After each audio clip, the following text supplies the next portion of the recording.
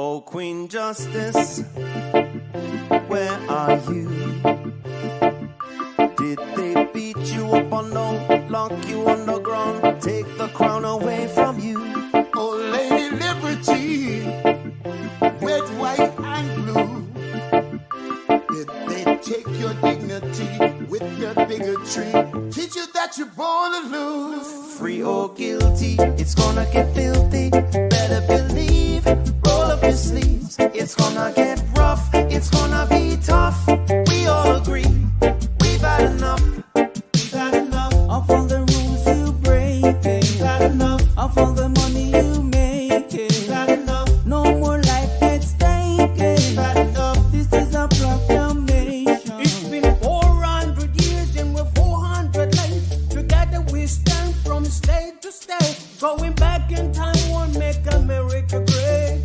We need justice now, people won't wait. Action, no more distraction. Every step we take, we gain traction. If it can happen to one, it can happen to all. United we stand, divided we fall. Free or guilty, it's gonna get filthy. Better believe, roll up your sleeves. It's gonna get rough, it's gonna be tough. We all agree, we've had enough. We've had enough of all the rules you were breaking. We had enough of all the money you were making. We had enough. No more life gets taken. We had enough. This is a proclamation. Free or guilty, it's gonna get filthy. You better believe, just roll up your sleeves. It's gonna get rough, it's gonna be tough. We all agree, we've had enough. We've had enough of all the rules you're breaking. We've had enough. All the money you're making. We've had enough. No more life gets taken. We've had enough. This is the proclamation. We've had enough. Trayvon Martin and Tommy Rice. We've had enough. Michael Brown and Eric gonna pay the price. We've had enough. Philando, Breonna, George Floyd. What? We've had enough. So many gone. How can we fill the void? How could we feel? We had enough. John Crawford, I know you've heard. We've had enough. Sandra Bland, come on and take a stand. We've had enough. Sean Bell, what the hell? We've had enough. Freddie Gray, did you hear what I said? We've had enough. This is a proclamation.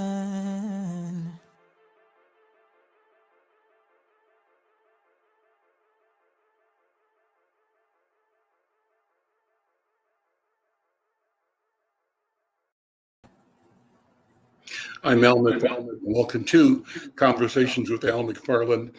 Glad to be here and glad to have you along. This is a momentous day for Twin Cities, I think for the country. It's the election that has captured everyone's attention. I'm pleased to have a colleague of mine, an elder in the community, Tom Gata, who's the owner and publisher of McFarlane, join me for today's program. Others may join as well to talk about to analyze the results of the elections in Minneapolis and St. Paul. Of course, our community sees itself as, and I think the world sees us as ground zero for the reckoning created by the public witness of the execution of George Floyd a year ago. People organized in a righteous way with anger and fire and with commitment to demand change in how we treat ourselves, how we're treated by the police, and how we manage the process called public safety, called justice. And the issue was squarely on the ballot in Minneapolis. There were 3 ballot questions on the ballot, 2 of them related very closely. Question number 2, particularly question, should Minneapolis, quote unquote, defund the police, meaning abolish the existing Minneapolis Police Department and create in its stead a Department of Public Safety under the control of the Minneapolis City Council, not under the control of the mayor of Minneapolis.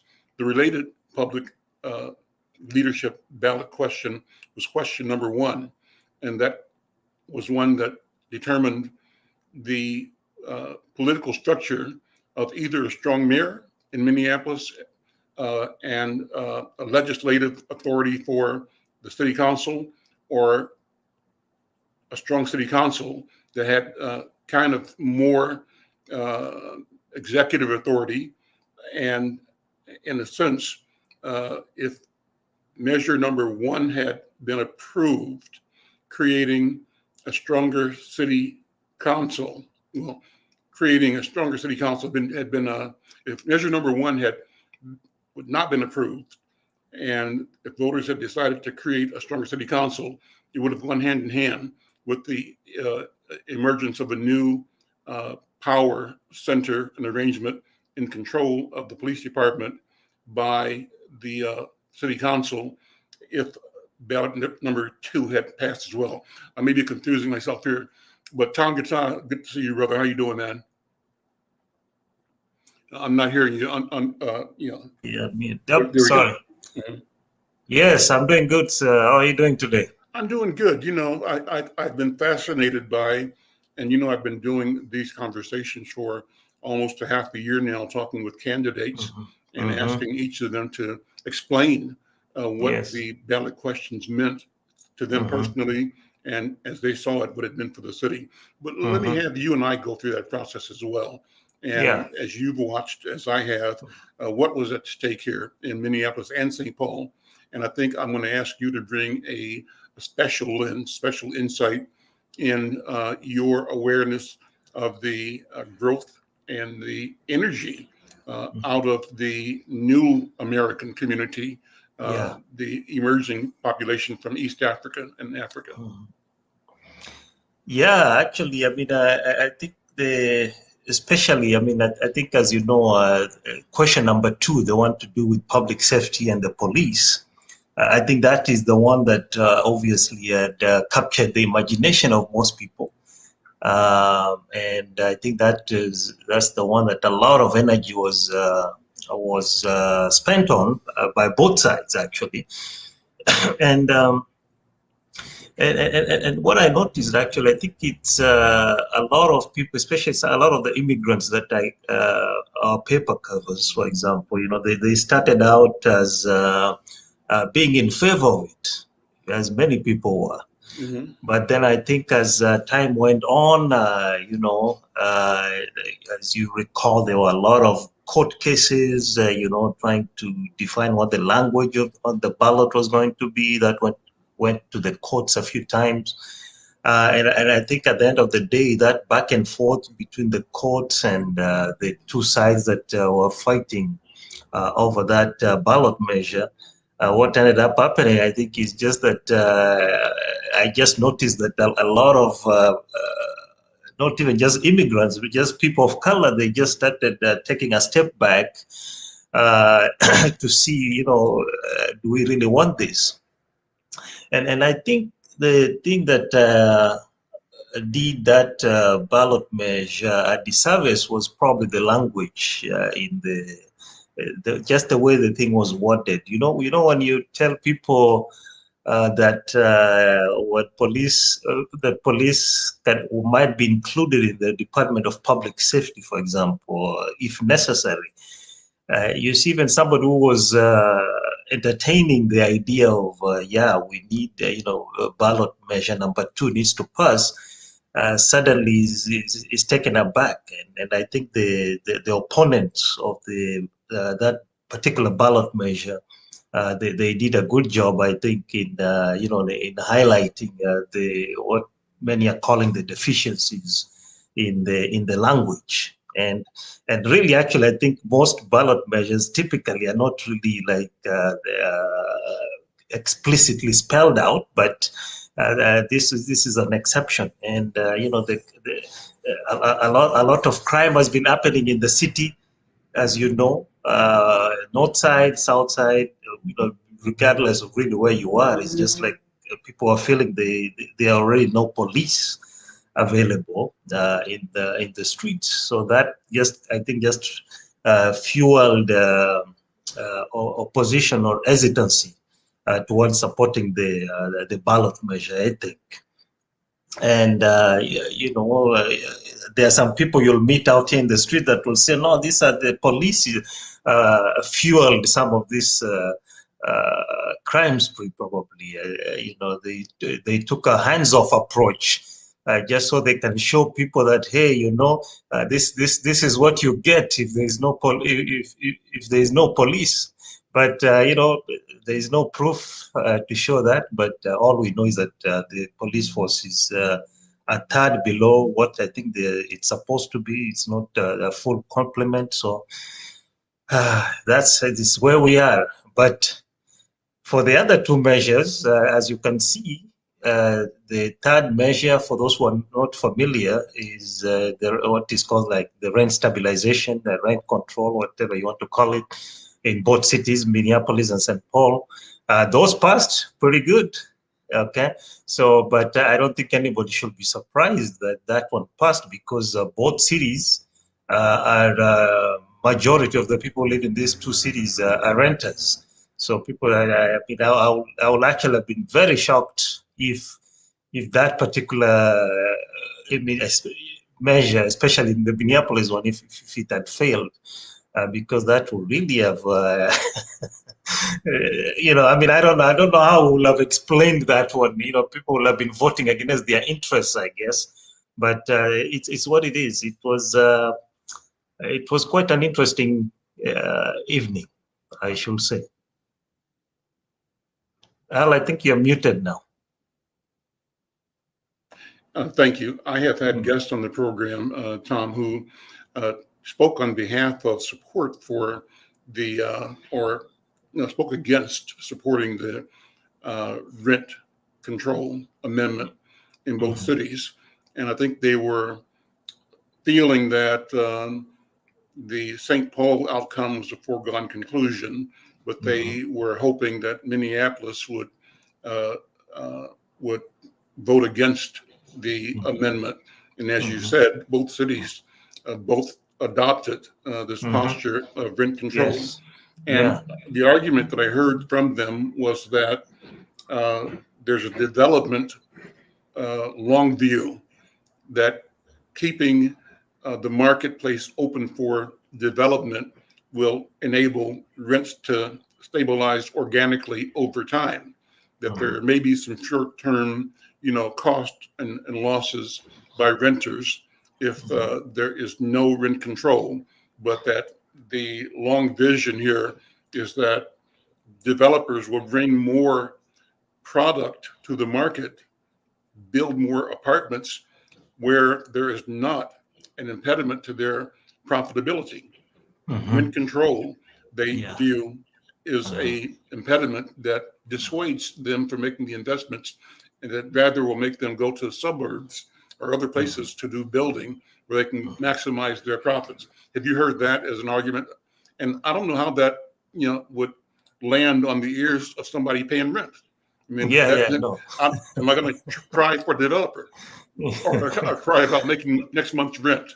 Yeah, I think one of the things, one of the things that I've heard that was legitimate, as you know, our newspaper did put together a string of candidate forums as well, that, trying to hear what the candidates were speaking about. And, one of the questions that kept coming up is, there is this small folks, the mom and pops, maybe there's just a family, a retired family.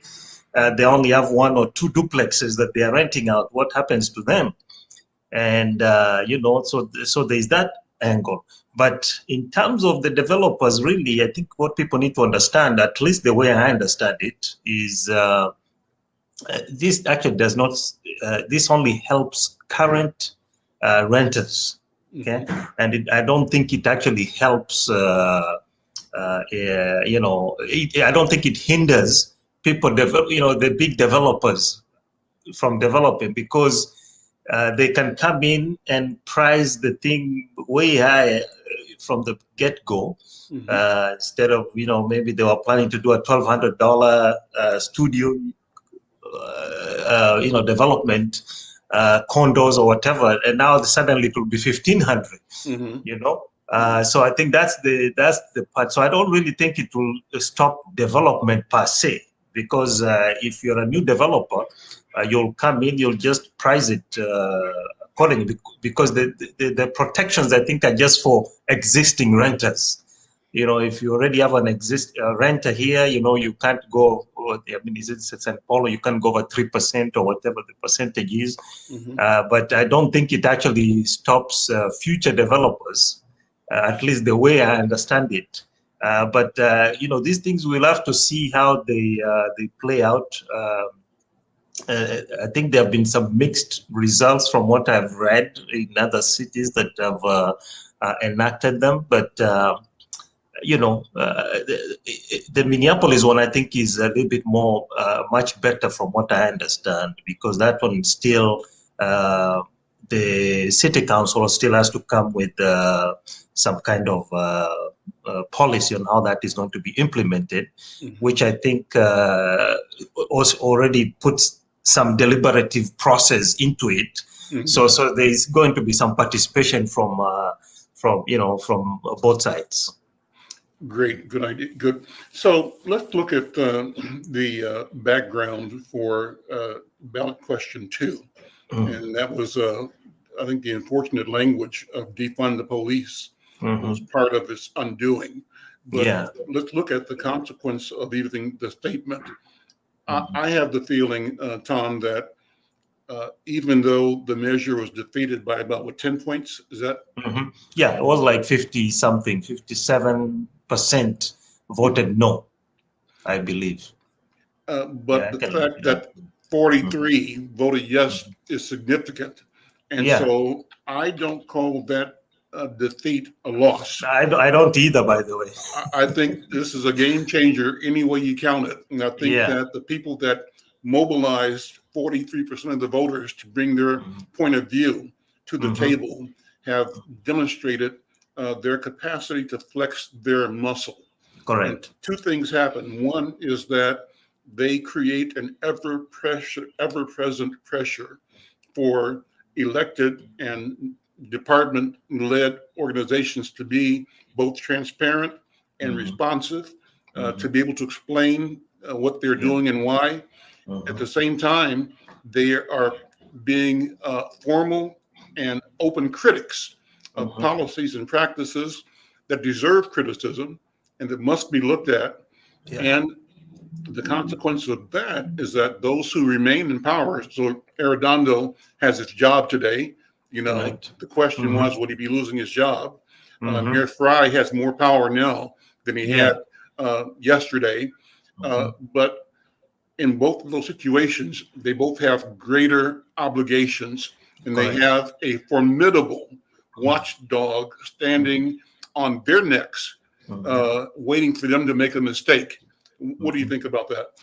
Yeah, I mean, because what people might be missing too is, that now, we do have a clear line of responsibility for, and the buck stops with the mayor for sure. Because before, I think the way, since we didn't have this strong mayor system in Minneapolis, sometimes they were saying the mayor could point the finger at the city council and vice versa. And a lot of people were saying that was part of the dysfunction that was at City Hall, for example. But now, since the first measure passed that gives the mayor more power, by ordinance, gives him more power. Now there is a question, okay, is he going to use this new power to actually advocate for change? But that one we don't know. We'll have to see if if the new powers that the mayor now gets, if he's going to use them for the betterment of residents of Minneapolis, especially our people of color. So we'll have to see. I really don't know. But I think it's significant to say that over 40% of people wanted that to happen. And as I said previously, I think it's just the language that really scared people. And when people scared, concerned, they always take comfort in what they know. So they don't want to change something if, if they feel uncomfortable and that kind of thing.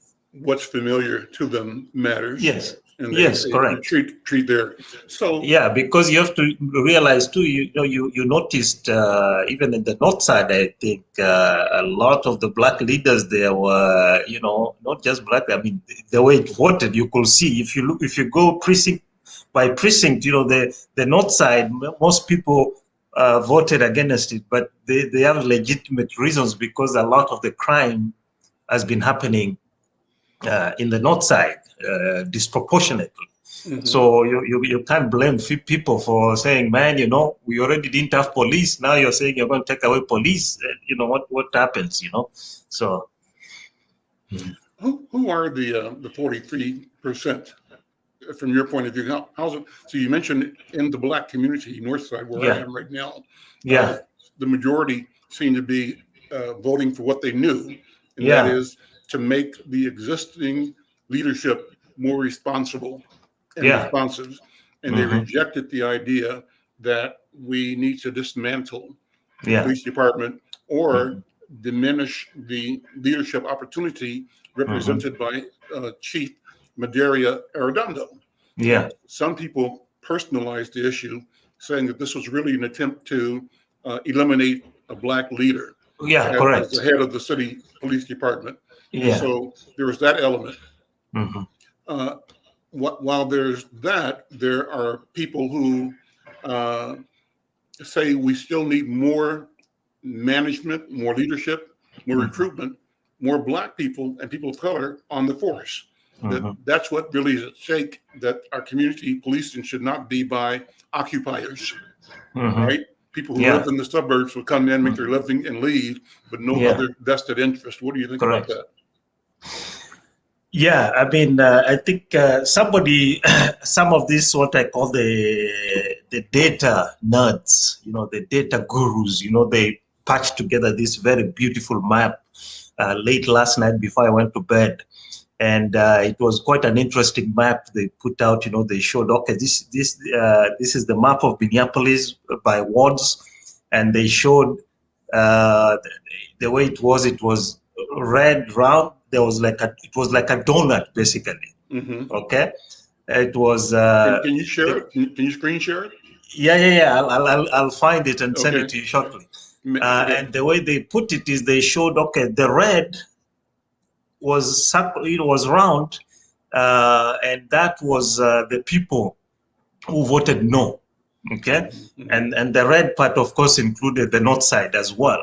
So the central part, Longfellow, see the riverside, all these other places, a good number voted no. You'll see it's in green. Okay, the center of the city looked green. All around it was red. And the thing that was to me anyway, and I could be wrong, the thing that stuck out to me was that these were with the exception of the north side, these were all very affluent areas that were voting no against two. But then in the middle here, including the ward where George Floyd was killed, which is Ward 9, I believe. That one voted. I believe they voted yes for ballot number 2. So it was very interesting. But I get your point about a lot of people personalized and say they decided, hey, it was Chief Arredondo. That after they want to get rid of a black chief and all that. I disagree with that, but because when we're doing these ballot measures, changing constitutions and whatever, these are very long-term things, So I don't think we should be looking at who is in office now. So even when people were pushing for to put in place the strong mayor system, which passed last night, I hope they were not thinking, we need to give Fry more power. It's to give whoever the mayor is more power. Okay, but the other thing is, a lot of the folks that were opposed opposed to ballot measure number 2, that's the police reform.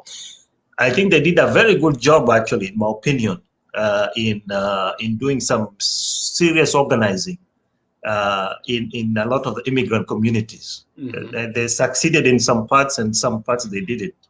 So, like, if you look like in Ward 6, for example, Ward 6, that's where Cedar Riverside is and whatever. Some of the numbers I was looking at late last night looked like they were against the question number 2. Okay, I don't know what the total ended up being, but they were against. But then you go a few miles to the south, to Ward 9, for example, which is next door. That one they voted. Oh yeah, we're in favor of number 2. You see, so it's I think it's kind of like how both sides, how they were organizing, how they were landing. Sometimes when you're out playing, some shots land, some don't land. So it was kind of all over the place. Very, very interesting, and it was interesting, to say the least. So let's talk about the immigrant vote. How the immigrant community is showing up and growing in its awareness and use of and acquisition of power and seats. What's the story as you see it? Yeah, actually, okay, so let's start. I think the main story I'm looking at, actually, in terms of serious immigrant success, was in Ward 9. Okay, Ward 9. That is Jason Chavez. Jason Chavez ended up winning handily. There was even no. What is the word? No round 2 to look at. It was 50-something%. Easily. And he's the son of Mexican immigrant parents. So he was a shoo-in. He's in. The other thing I'm actually waiting on is in Ward 2, where Cam Gordon is. Cam Gordon is over there. He has been there for quite some time. I think 4 terms, and he looks like he's getting a run for his money, man. Because I looked at the numbers there, and that's Ward 2. Robin Wansley. Yeah, Robin Wansley. I think. She didn't win outright, but she led in the first ballot. She got the most votes in terms of first choice votes. I think she got like 29% or something. So that one is also obviously going to go into all the recalculations that they need to do to distribute the vote. She's not an immigrant. She's married to a Liberian. That's why she has that last name. But then the other person who came really good was Somali American lady, Yusra Arab. Who did extremely well, So basically, really, voters were looking between these two ladies, really, and not necessarily just Cam Gordon, the incumbent. Right. And then, of course, over in Ward 6, that was... It raises the question if the competition would have been either Yusra or Robin, how would it look? And because they divided people that are dissatisfied with okay. And my suspicion, I think, is a lot of people. Of course, we don't know this. They have to do the ranked choice voting thing, calculations, and then the final numbers will come out. But my suspicion, I think, is people are either voting. Okay, if I'm voting for Yusra as my first choice, my second choice is Robin, and vice versa. That's what I'm thinking was happening, but I'm not sure. And then, of course, either way. The corner is turned for the next election. For the political future. Yes. I think the old order can write off that ward now. Yes. That ward now belongs to us in a way Yes. that it hasn't belonged in the past. What do you Yeah, think? yeah, yeah. Yeah, no. I mean, you know, if you go on Charlotte.com, our site, we actually had featured both these ladies, by the way. They they gave one of our reporters an interview. This was months ago when they declared they were running, and we featured them. And it was interesting. The title that one of our editors chose, you know, for both these ladies, and it was all about knocking out Cam Gordon, for example. Which I found interesting. I didn't have anything to do with the headlining, but I just found it interesting because that's the lens that people are looking at it. I mean, we'll see. It might survive, but you know, you know, there is a possibility Cam Gordon might be going home. I don't know. Yeah, yeah. You know, he might be going home. I wish I knew how to hit. I wish I had these spreadsheets that these Minneapolis election office people use, you know, so I can calculate it quickly for myself. Ward 6. What about Ward 6? Yeah. What about Ward 6? Oh, Ward 6. You know, Ward 6 basically, you know, was the only ward that only had two candidates running. The incumbent, Jamal Osman, he ended up winning handily than some of us expected. Actually, you know, he's a good ally. He's an ally of Jacob Fry. So that might also have helped him, you know, because I think people when they say, hey, you know, if you're voting for Jacob Fry, also re-elect Jamal Osman, you know, and you know, so. Initially, I think he was opposed to number 2, and I think he ended up still opposing it, although he had been endorsed by the Operation Safety Now folks, you know, the people who had been opposing ballot measure number 2, but he had to kind of calibrate his explanation along the way, but. I think the unfortunate thing with Ward 6, to be honest, was it got really dirty. It became very, very dirty campaigning the week before the election. Based on what? What were the reasons? Yeah. There was a report out, you know, that you know, people started leaking the criminal history of the other candidate, sending screenshots of mugshots of one of the candidates. And you know, just people just not being sensitive to each other, okay? Because you know, there was the incumbent got accused of making light of mental illness, and you know, I mean, it just got really dirty because I think it was not clear who was going to carry the day. Because you have to remember, these are two Somali men. That you know.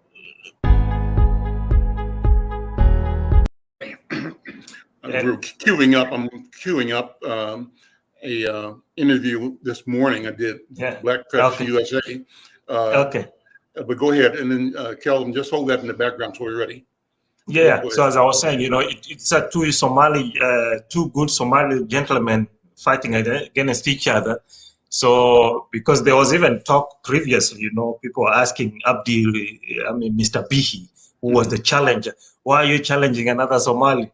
And, you know, people are like, no, he has the right to, you know, this is a democracy, you know, he has the right to, you know, if he has a different vision, we're in a democratic state, you know, it's his right to challenge. So, I mean, Jamal, he ended up being re-elected, which is good for him. But you know, so at least Jacob Fry has that ally in there already, so he's assured of that vote in case he needs some votes now. What about the Somali candidate for mayor? AJ Awed, yeah, I mean, Awed, I don't think he caught on, honestly. I mean, but you know, you have to but he got 6,000 votes, I think. You know, people listed him as first choice as 6,000 votes, I believe, right? I think that's what I saw, if I'm not wrong. Yeah. So but the establishment, I mean, I think the establishment was definitely out to make sure it doesn't make any inroad, because you have to remember, I think earlier on, actually, well, maybe even up to now, the only other person who has raised more money than AJ Award was the incumbent, Jacob Fry. Okay, unfortunately, it didn't translate into into votes. But I think he got looked here, AJ Award first choice ranking. He got what 6%, I think. Where is it? Yeah, first choice he got 4% of the vote, close to 5%, about 7,000 people. Okay, but here is the number that really caught my eye though regarding him. Because people are giving him some serious thought, because another 9,000 ranked him as his second choice. And and then here is the one, the third choice, 13,000 people voted him as their third choice. So I mean, there were people giving him some serious thought. It's just, I think, with a little bit more campaigning. If it's just my thought, I think if he stays involved, visible, and not just appear during election, for example, I think he's a serious contender for the future. And so, is that a reflection of the mobilizing capacity of the Somali voting bloc, or of the African voting bloc, or is it that plus a genuine across the board desire for something new, something different, a rejection of the legacy Democratic Party leadership? I know part of this process over the past 10 years has been like, you remember when Ilhan first competed with a legacy leader in the state legislature, right? Yeah. You remember that? So this question of when is the right time is always on the table. And even I can go back to when Keith Ellison first began to run, and even before him, when Randy Stanton ran, there was always a question of when is your time. Got a party, the DFL, there's a process for grooming and developing leadership. And in general, our people have been encouraged to stand by, stand down, stand back, to be allowed to be picked when someone said the time is right. What's happening now can only be described as disruption and a total disregard for that process, and rightfully so, because the process has not delivered the inclusion and resources based on some kind of formula that reflects our presence and our power in the community. What do you think about that? Yeah, I mean, there is actually a new generation of folks. They don't really, since we're public here, use a softer word. They don't really care about, hey, this is the established order. That you wait your turn. No, because you could see that even this other senator Fatah and Omar Fateh, who just, people are like, why are you challenging a black brother, man? For many of us, I think he's doing a good job. Why are you challenging him? And lo and behold, the guy comes and challenges strong black candidate who is doing the job, at least according to many people, and the guy wins. And people are like, what? That was a shocker. But the same thing with Hilland, same thing with a lot of this young, you can see a lot of, if you look at all these races, especially the races that had open, what I call open races, like even in Ward 10, for example. Ward 10, Aisha Chagtai over there, is like, it looks, I mean, she might take it. If the numbers hold, she might take it. We don't know. But to your point earlier, I think it's the organizing ability and two things, actually. The organizing ability of the Somali community, and generally, of course, here by extension, the immigrant community is growing by leaps and bounds with each election cycle. Okay, with each election cycle, they get better and they get better the next time, and the machine gets tuned, and they are willing, if necessary, to back the to say to hell with the party. The party is not. If the party activists don't want us, we'll try anyway. So that's what has been happening, and you can see some of the results. Sometimes they prevail, sometimes they don't, but they try. They try, and I think, as I say, they get better with the next person that tries. And I think it's going to change. I mean, this I'm telling you, this council that just got elected, people should remember, it's only for 2 years, by the way. It's not the usual 4 years or whatever it is, because they need to align the election calendar for Minneapolis with the state calendar for elections or something like that. Okay, so this is just we'll have a 2-year break, and then we'll be right back. So that means there's no break. Campaigning starts tomorrow. Correct. For the next election, right. Yes. Diana Hawkins just sent me a note in the chat saying that Jacob won. Have you seen that already on your notes? That he declared the winner? Let me pull up the city here. I have them on my background here. I think the city has been doing a good job sending it. It says tabulation for mayor is complete. Jacob Frey has been elected. More results will be announced soon, starting with City Council Ward 2, which is what we were just discussing. That's Ward 2 is Cam Gordon and the two ladies there. Let's listen, if you got a minute, listen to about 10 minutes of the program I did this morning with the Black Press of America. And that included, interestingly, one of our people here from Minneapolis who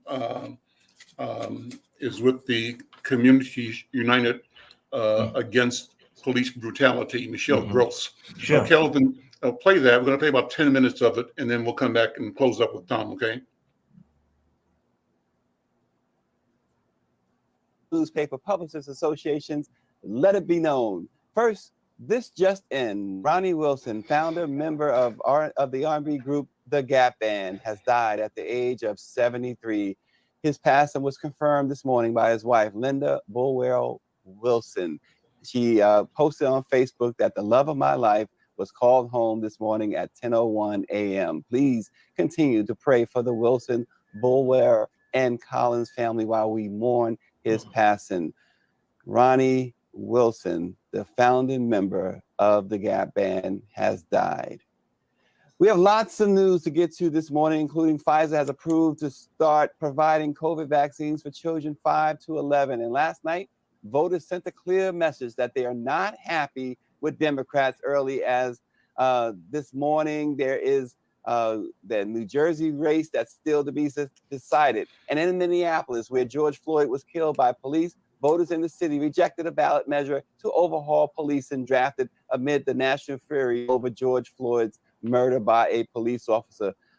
Voters went to the polls and they raised concerns about gun violence and other violence in the police department. Today, we speak with Michelle Gross of the Committee United Against Police Brutality in Minneapolis. Journalist James Wright joins us, and from Insight News, Al McFarlane will join us. But first, the president and CEO of the National Newspaper Publishers Association joins us from Atlanta, Dr. Benjamin F. Chavis Jr. Good morning, Dr. Chavis. Good morning. I'm about to board a plane in Atlanta and coming back to Washington. But on behalf of the National Newspaper Publishers Association, Karen Carter Richards, our distinguished chair, representing Al McFarlane and 229 other African-American owned newspapers and media companies across the country. We're glad on this edition. And I think voting matters. Voting has consequences. And that's what we're discussing today. And we're glad to have a distinguished panel. I greet everyone on behalf of the NNPA. Absolutely. And Dr. Chavis, the news this morning Children ages 5 to 11 can now receive vaccination against COVID-19.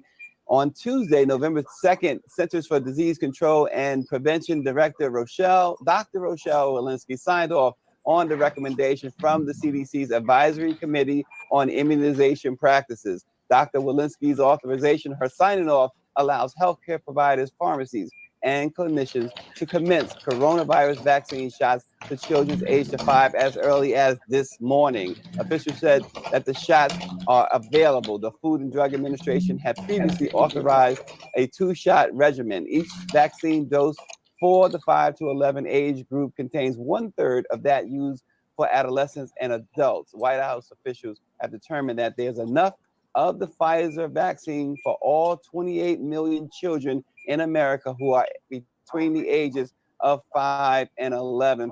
Pfizer officials said they placed the orders for the doses last month, and they already begun the process of preparing and packing the vaccine. So we actually start there with good news that children now under 12, from 5 to 11, are now eligible for vaccination, and we see just how vital that is with schools opening this fall, and the virus still very much alive. So good news from Pfizer, good news from the CDC, Dr. Chavis. Yes, it is good news, and the studies have shown that African American children also have a lot of pre-existing conditions, even between the age of 5 and 11. So the availability of this vaccine, I'm sure Black parents, African American parents, people of color communities are taking seriously this opportunity now to make sure they protect their children. It's one thing to protect all of the adults, but you also have to protect the children.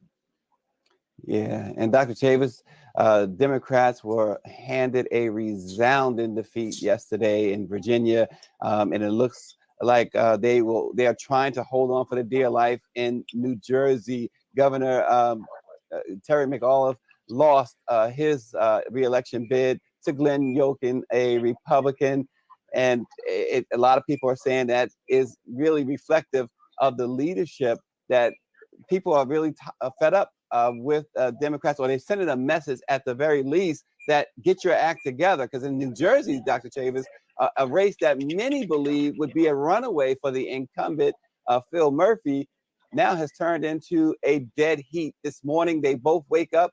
Jack Ciattarelli, the Republican, and the incumbent Democrat Phil Murphy wake up to a virtual tie, and votes are still being counted in New Jersey. Also, election night did yield some other results that made history. New York mayoral race, Democrat Eric Adams defeated Republican Curtis Sliwa, and also making history, Michelle Wu becomes the first woman and person of color to win election as mayor of Boston. Ed Gainey becomes the first Black mayor of Pittsburgh, and Ken Welch becomes the first Black mayor of St. Petersburg, Florida. But overall, Dr. Chavis, devastating for Democrats to lose Virginia.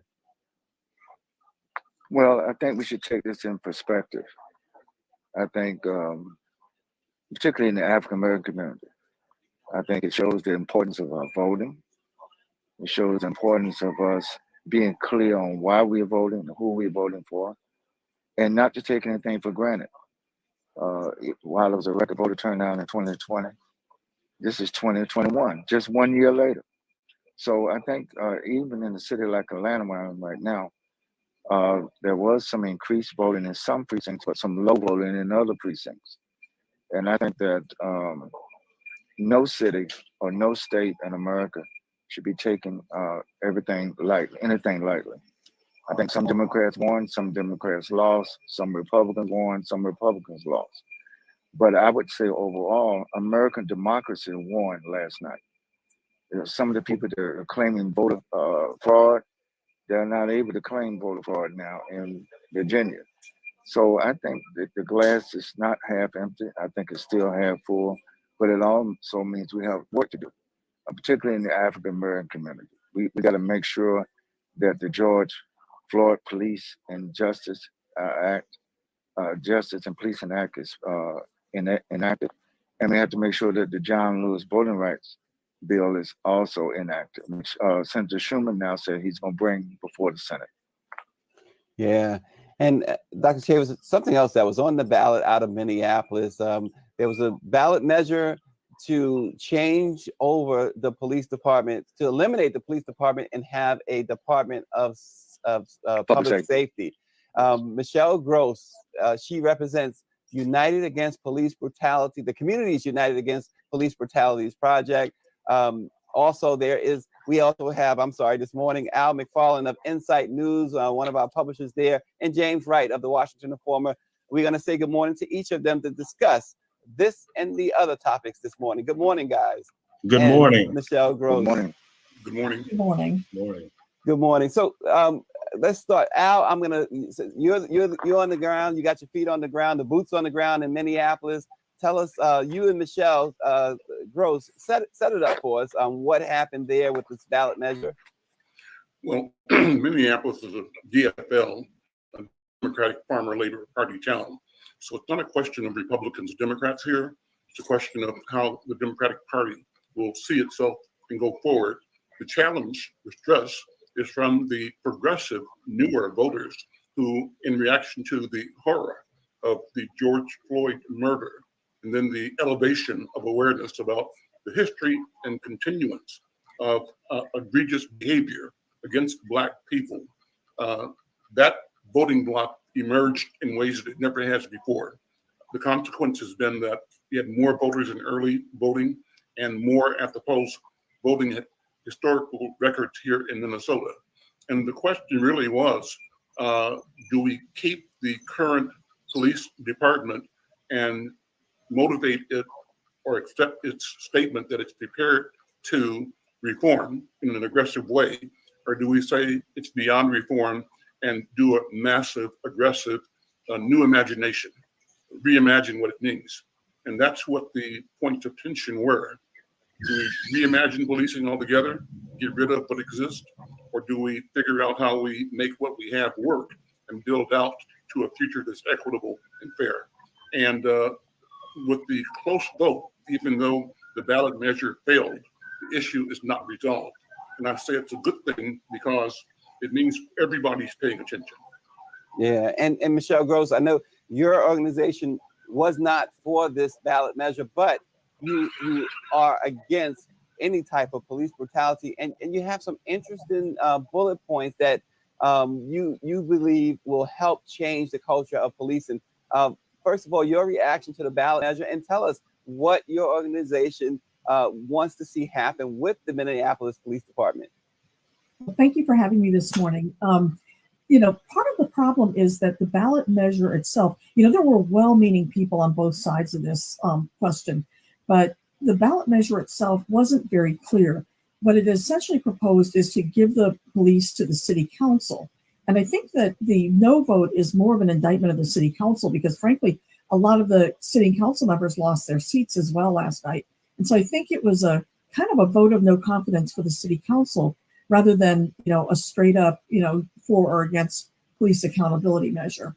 And so I think that that's a thing to keep in mind. And so what it says now is that we've got a lot of work to do.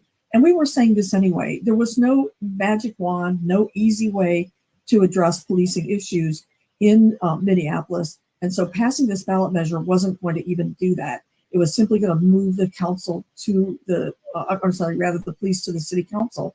And it did do one other thing that we thought was important. The one part we did support, which is to remove from our city charter, which is like our city constitution, a measure that required a minimum staffing level for police. It's an operational detail that doesn't belong in the charter. And unfortunately, it didn't pass last night or yesterday, but at the same time, it can be passed by the council without it being on the ballot. So they could have taken care of this anytime they wanted to. They chose to, not take care of it. And so now we've got to say to ourselves, what is our city council going to actually do? And as you said, we've got many proposals of things that could be done all along the way. For example, we could require police officers to carry their own professional liability insurance. There's a lot of measures that need to be put into place. I think the voters just basically said this isn't the way to do it. It was a good program this morning. People want to hear the full program, go to Facebook, Black Press USA, and you can watch the entire half hour. We got into the question of the professional liability insurance, a big question, and we got into following the money. What are the the revenue implications of policy changes? And what we did not get into was the relationship of the activist community to the legacy community. And after the program, I brought it up, something that I wanted to discuss later, but there's a question of how our communities negotiate what are sometimes perceived as competing interests between the LGBTQ community and the Black community. And leadership for change and the capacity of like Black Lives Matter and organizations like that to attract UGOBs of national money are game-changing experiences, but legacy institutions and players are saying, yes, you brought attention, which is required, to the issues at hand. That's the public safety, justice, equity, fairness. And yes, there's been a national response that is measurable in terms of the $30 million that have showed up in Minneapolis around this question. But what is the accountability mechanism to ensure that the issues that created this interest get addressed properly? So a lot more to look at as we go down the road. Tom, your impressions of that conversation this morning. Oh, you got the map. Can you put the map up? Oh, yeah, I can. You want me to share quickly what somebody shared last night? Yeah. Let me see if I can share screen. And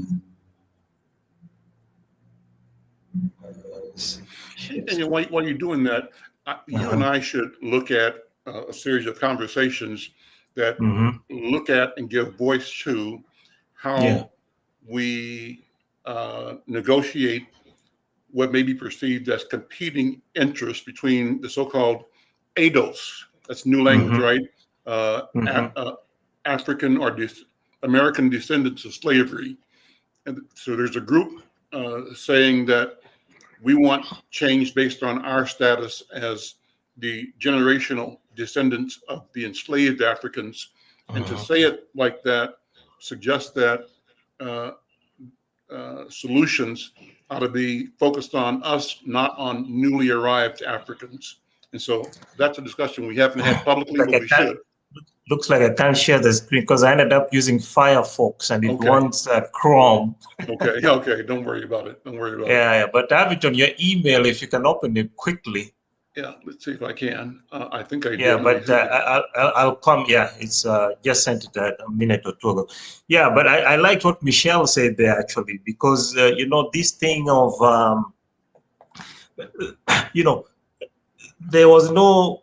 You can't get rid of police. This is what people need to get through. In their mind. You cannot get, as a city, you can't get rid of the police because there are state laws that say you have to have police. Okay, so you can't just get rid of the police. And secondly, the one point that gets lost is this what Michelle pointed out there, which is actually a very key factor, which is an operational detail that does not belong in the charter, which is saying, hey, for this number of people, you need minimum number of police X, Y, Z. No, you don't. That's something that the council is supposed to be deciding, as part of their annual budgeting or whatever they're doing on how many police we need in the city. It should not be in the city constitution, aka the charter. Okay, so I totally agree with what Michelle was saying there. Hopefully these things will get addressed, and so that the 43% of people who wanted to do away with the police can at least see, some movement towards genuine police reform. Are you seeing the window share or not? Myself? I was attempting to share that file that you sent, but I don't see it showing up. I'm going to try it again. Uh-huh. Let's see real quickly here. Share screen. And I have to, this is the file. Screen window. There we go. Are you seeing it by any chance? Yeah, there it is. Yes, okay. Good job.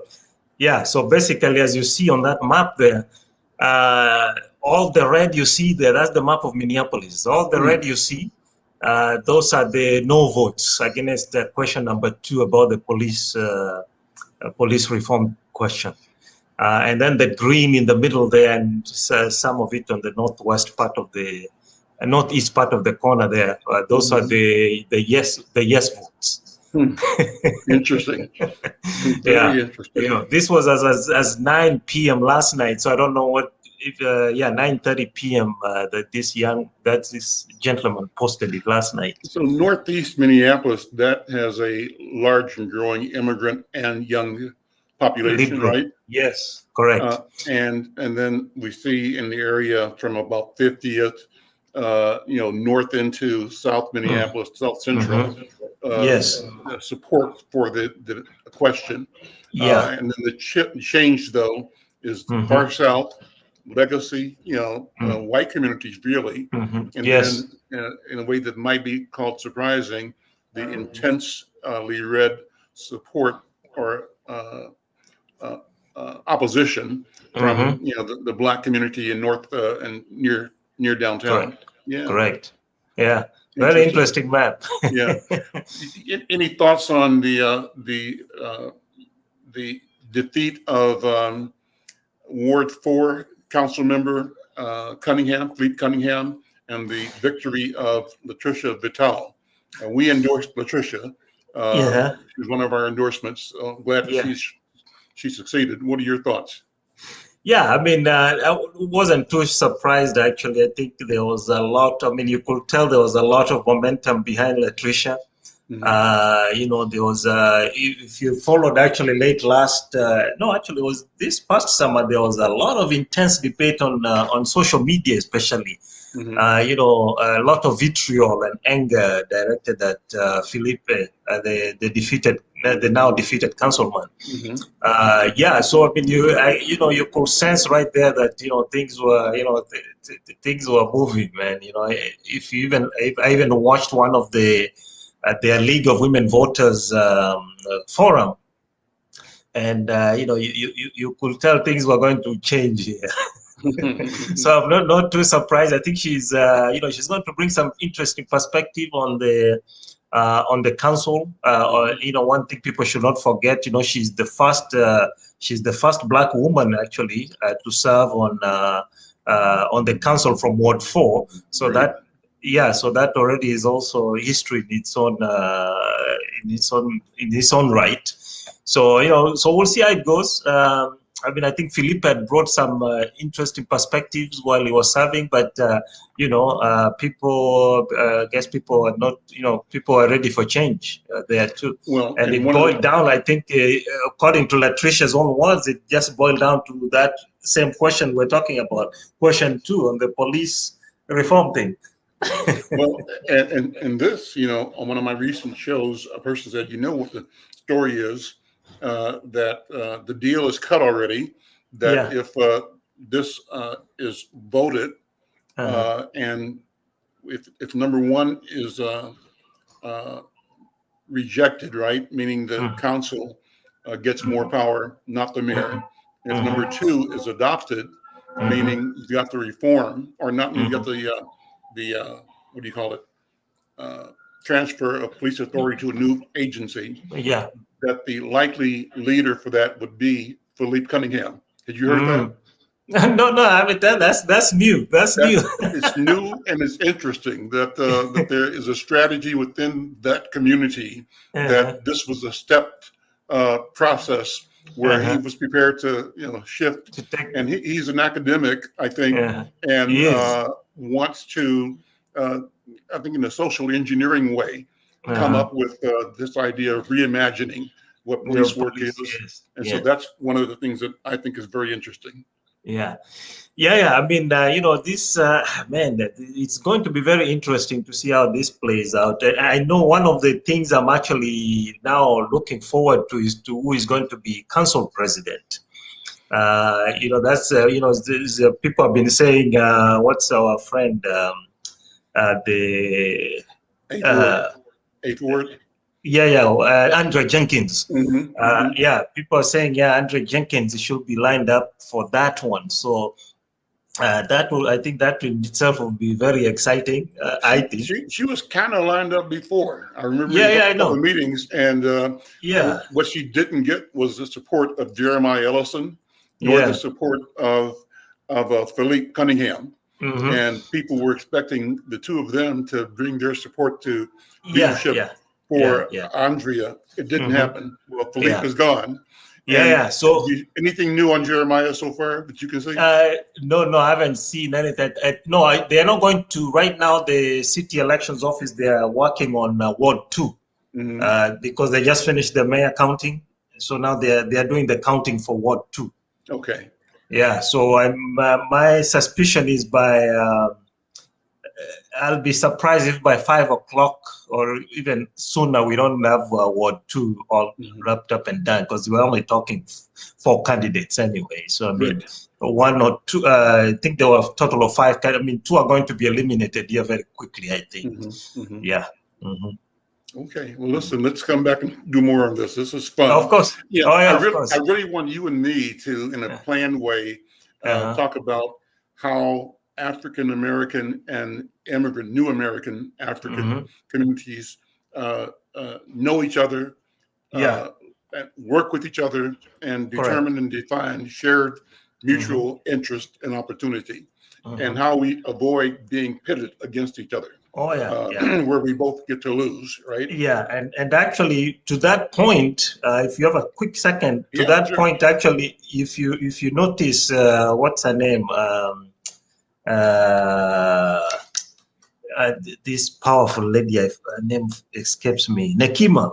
If you notice, Nekima's done, in my opinion, some tremendous amount of work in working with the Somali community, immigrant community, the CARE, Council on American Relations. So that gelling, I mean, it has been quite impressive to watch that coordination between the two, between Nekima and CARE, for example, some of the immigrant groups, especially within the Somali community. So I think that's something quite interesting we should keep an eye on, because I think since George Floyd up to now, it has been impressive to watch. Tom Guitar, thank you, brother. Thank you, sir. Okay, we'll talk to you soon. Take care. Bye-bye. I'm Al McFarlane. We'll see you tomorrow for another conversation. Tomorrow, I've got lawyers on board bringing their legal lens to the events of today. Friday, of course, we meet with our mental health professionals. We call it the Healing Circle. Let me say to those who are checking us out on YouTube, we want to grow this presence, and our goal is to come up with 1,000 subscribers on YouTube. And if you can help us do that by subscribing yourself, but if you know how to work the social media systems so that we are more available, more exposed, and more utilized, we're asking for your help. We also want you, if you're connecting with us through Facebook or other social media, to like, share, promote. We want to grow this conversation. We think it's important, and we thank you for being a part of it. We'll see you next time. Take care, Tom. Thank you, Al.